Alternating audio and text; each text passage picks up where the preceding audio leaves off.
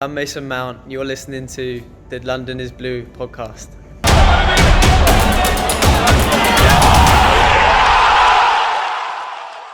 All right. Well, here's your chance now you're in good spirits. First one is Rudiger +1 ? So Logan asks, who do you think will pair up with Rudiger when he gets healthy? After today's defensive performance, I wouldn't mind seeing Tomori get a shot.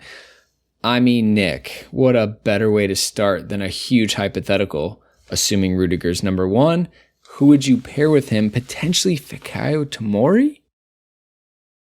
I don't know. I mean, I don't. I'm sure you guys. I don't listen to this podcast, so I'm sure you guys talked about it yesterday.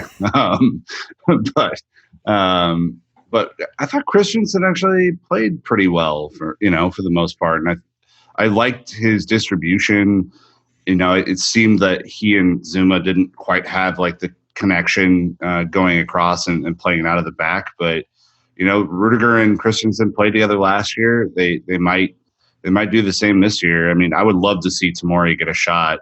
Given what the backline did yesterday, everybody's job should be up for grabs, in my opinion. So I just hope, Dan, there's some healthy competition and that we get the best and the brightest that come out of it. Yeah, I don't think Tomori is the right answer, at least unless he has an amazing jump from his season at Derby.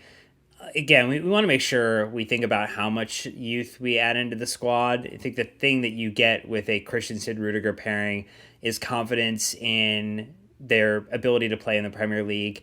I mean, again, Christensen was one of our best defenders until a mental lapse in Barcelona seemed to break his brain, and he's been working back from that. Looked the best of the two center backs yesterday, although I will admit, looking back at some of the stills that people grabbed from the match, there were a couple times where Zuma was caught 3-on-1, and basically I don't know how you stop that. And part of that is the positioning of that midfield two in Jorginho and Kovacic. So, yeah, Brandon, I think it's probably a Christensen-Rudiger pairing. Again, people like Tomori will get minutes, but that's going to come through the fact that we have several competitions we'll be competing in this season. To be fair, a lot of those stills can be extremely misleading. And I know I brought up Newman's screenshots from the game, but I'm looking forward to a little bit more of the video analysis to give us some context. That being said, 3-on-1 is pretty bad. You can't really get around that. So to me... Oh, no, they can. It's just the opposing team. They get around very easily. Yes, that's the point. That's how math works, though, Brandon. You should look into it. I only do economics. I do not do math. Inside joke, sorry. When it comes to pairing up with Rudiger, it really depends. I mean, your option with Tomori, again, I didn't watch Derby last season. I'm assuming he's physical. I'm assuming he's tough. I'm assuming he goes into a hard tackle. That's very similar to Zuma. That's very similar to Rudiger. So the question is, do you have two really strong rocks in the back, or do you pair him up with more of a ball player? Let's also not forget that Rudiger now, in my opinion, has the best 60-yard crossfield ball on the team now that Luis is gone.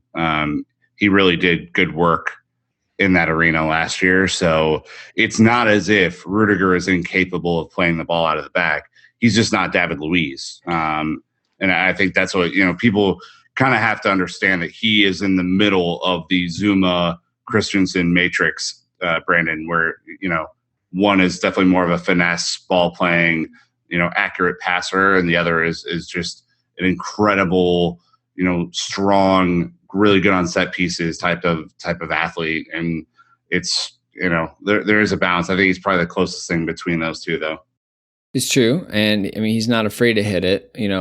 What I'm thinking is, in the small glimpses we saw, the center backs don't really have to play the ball very far, maybe a long swing across the back line, which all of them should be able to do, and so we're relying on Azpi and Emerson to combine with our center mids and our, kind of three attackers. So I don't really think we need them on the ball that much. They just need to get it to the outside backs or the midfielders, and then we can kind of go from there, especially knowing Kepa's distribution.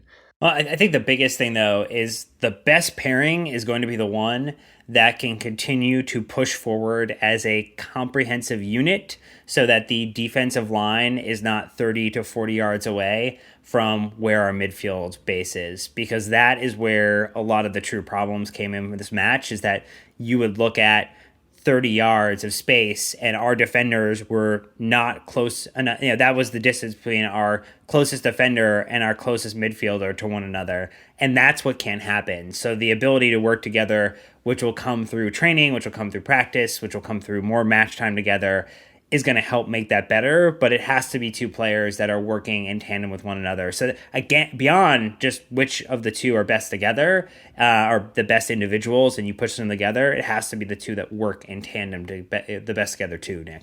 I mean, it was, and I'm sure you guys covered it yesterday, but the Mourinho, block and being compact, quotes from Match of the Day are completely accurate. And this is something that should have been learned last year when, Sarri tried to play that high block or the high press, is if you get too much space between any of the three units, the thing collapses like a house of cards. It just can't sustain itself.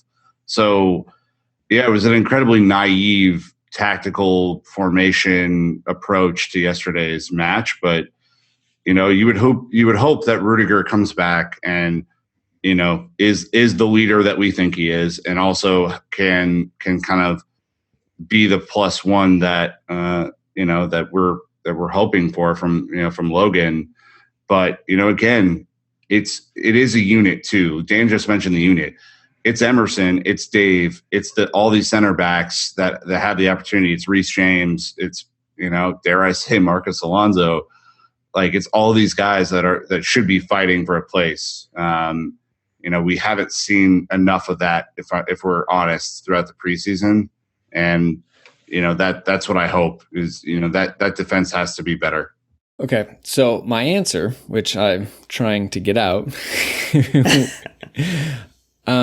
is that it's an investment. Whoever it's going to be, no one's ready made. Zuma's going to take time. Christensen's going to take time. Tomori is definitely going to take time. So that is kind of my call for, patience, is that even if it's Zuma, even if it's Christensen, they're going to need time to grow into it and to partner with Rudiger, figure out his strengths, their strengths, how they work together to become a unit. So, at this point, I really don't know who it's going to be, but I just want to give context that I think either way, whatever option it is not David Luiz. It's not ready-made. It's going to take time this season. So hopefully we can get the defensive cover they will definitely need. All right, next one. Getting a little bit of steam, Dan, is Jay Wheel asking, is Azpi, and as in Azpilicueta, in serious jeopardy of losing his spot altogether when Reece James returns? I heard murmurs of him moving to the left or even to the center.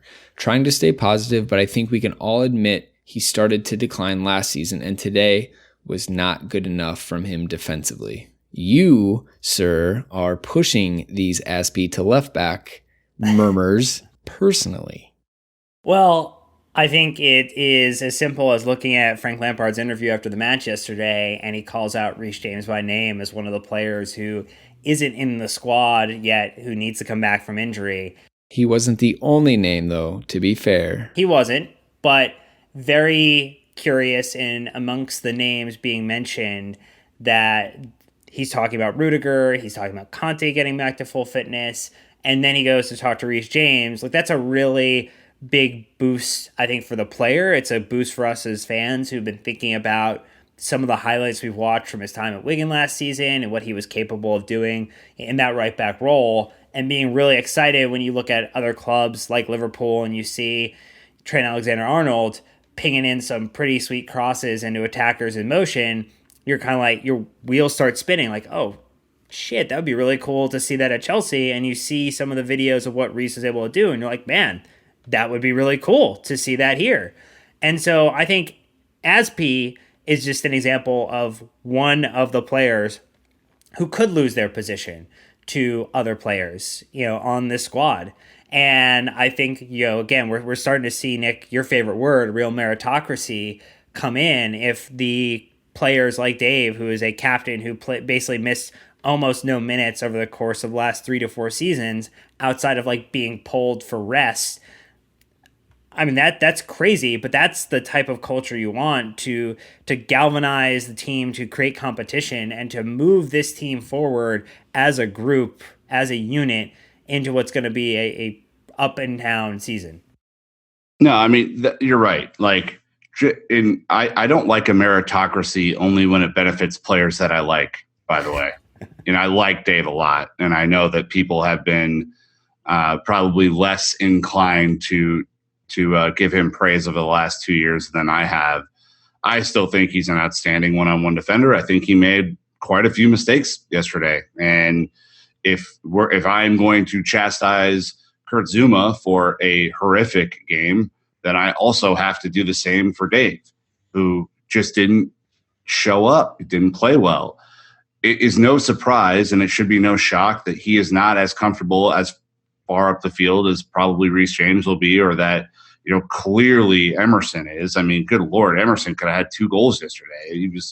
He was playing the Marcus Alonso, center forward role for some of that game. But like, if you're telling me as a Reece James supporter over Dave that Reece James, as a player who's never started in the Premier League before, is going to come into this team and just automatically play, I think you're out of your mind. I do. Mason Mount kind of did it. I just, that's how I feel about it. And it doesn't mean I'm right. And he could very well do it, right? But I think Dave still has a lot to offer to this team. And if Dan's, theory is correct, and I hope it is, because I desperately want this team to be fighting all over the place for places, then that will make Dave have to step up his game. I mean, he's basically been untouchable for the last 6 years. He's just played every minute that he possibly could. So let's hope that's the case. Or let's hope that he moves to center back and pushes these other guys to do more, or left back. Like, he is a flexible guy. I just hope that the continued competition, Brandon, will breed better results. Okay, well, I think I personally am not a fan of Azpi to left back. I think Emerson, especially if you're going to take small clips, it was fantastic yesterday. Well, Sunday. I think, like the team, Azpi gets another go. Figure it out. Show us that you've got more in the tank. Show us that you're not going to let that happen. And we'll have to see. But could he? Yes. I would like to think everyone in the team could lose their spot. And that's what makes teams better. Competition for places. We've talked to Joe Cole. He said he credits the fact of competition for places, is a huge reason for all the success while he was at Chelsea. I mean, you've even seen it. They went and got João Cancelo from Juventus over at Man City. Kyle Walker stepped up his game. All of a sudden, he's in the 6-yard box trying to score goals. That's like Pep Guardiola has gone on record saying that. I don't care if I won the Champions League, La Liga, the Copa del Rey, and everything under the sun. He goes, I need new players because we have to freshen and get better and create competition. So, look, I think Frank is going to create that competition. And obviously he knows that he needs Reece James to do that, because if there's no one pushing Azpi, I believe he works hard in training, but there's a different level of intensity when someone is gunning for your spot. I've been there. I've seen it. I'm sure most of us have, whether it's at work, maybe in different sports and things like that. And you step up or you get overtaken. Either way, it's a win-win for Chelsea.